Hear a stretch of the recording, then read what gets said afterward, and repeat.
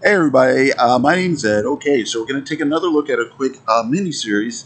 Today it is going to be Brother Lono, uh, comic from the mid 2000s. It's a spin off of the crime series 100 Bullets. It was published in 2013 as an 8-issue mini series by Brian Azzarello and Ed Rizzo, published by DC Comics under their Vertical Comics imprint.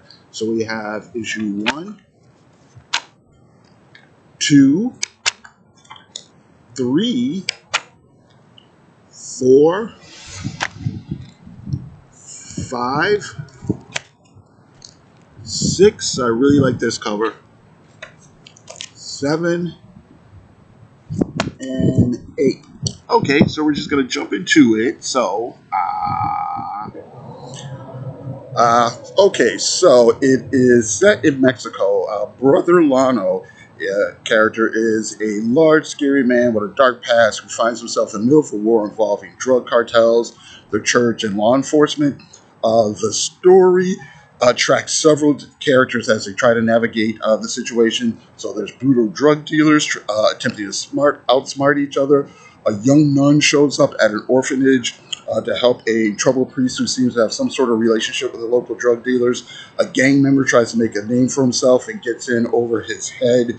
There's a mystery about who might be a DEA agent coming to town, although it's pretty not it's not hard to guess. It all comes together in a bloody climax where nobody emerges unscathed, either physically or morally. It's a very dark and violent story. A lot of it seems to touch on faith and loss or lack thereof, and somewhat touches on about redemption. There's a preacher who has to wrestle with his conscience as he has to, like I said, deal with the local drug dealers. Lionel himself is a violent man who's lost his way and struggles not to give in to his worst impulses. Various criminals and cops who either fail or succeed to living up to their personal ambitions or morality. Of course, this is all this existentialism is played out through violence and death. The story almost feels like a lost Sam Peckinpah movie. All right, so let's see here. Okay, so Azzarello's been at it for a for a little while now. I believe he has been doing comics since the early 90s. He was an editor at Comico. He stood out as a writer at DC Vertigo on titles like this. He's also done stuff like Hellblazer, Batman, Superman. So this comic is 8 issues, and it probably could have been better if it was just 6. It feels a little decompressed, and it kind of throws off the pacing and suspense a little bit. A few scenes seem drawn out, and the dialogue is middling sometimes. Some of it's a little repetitive or seems to be there just to take up space. The story as a whole would have benefited greater from a tighter format. Now, the art, though, we've got some really great covers by Johnson here. Just awesome stuff. They kind of evoke either old pulp covers or even old sort of B movie action movies or exploitation movies to a bit. So the covers are awesome.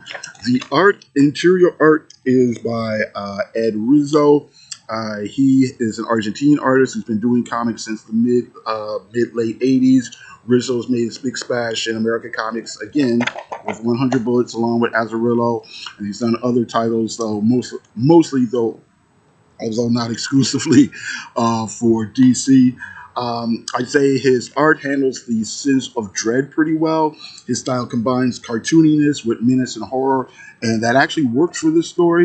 The sense of dread is well handled, and Rizzo's visuals are full of shadows and mood. The violence does get graphic at times, maybe even excessively so in a couple spots, but again, it works well here, and it works well. Well, I know he's done stuff for like Batman and it's worked for stuff like Logan and Wolverine. So anyway, just to give you a little taste of what some of the art looks like, we'll just do some stuff at random here.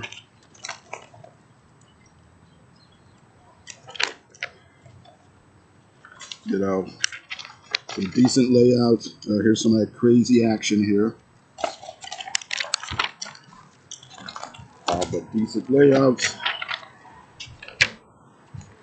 decent composition. Again, you can see how it's kind of cartoony,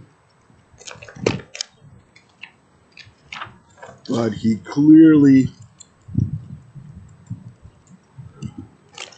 knows how to draw well.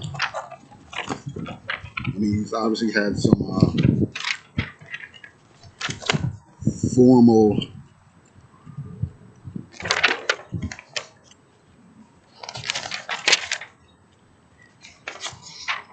training at one point.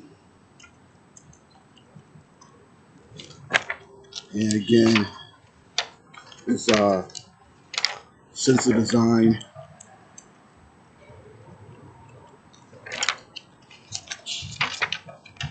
is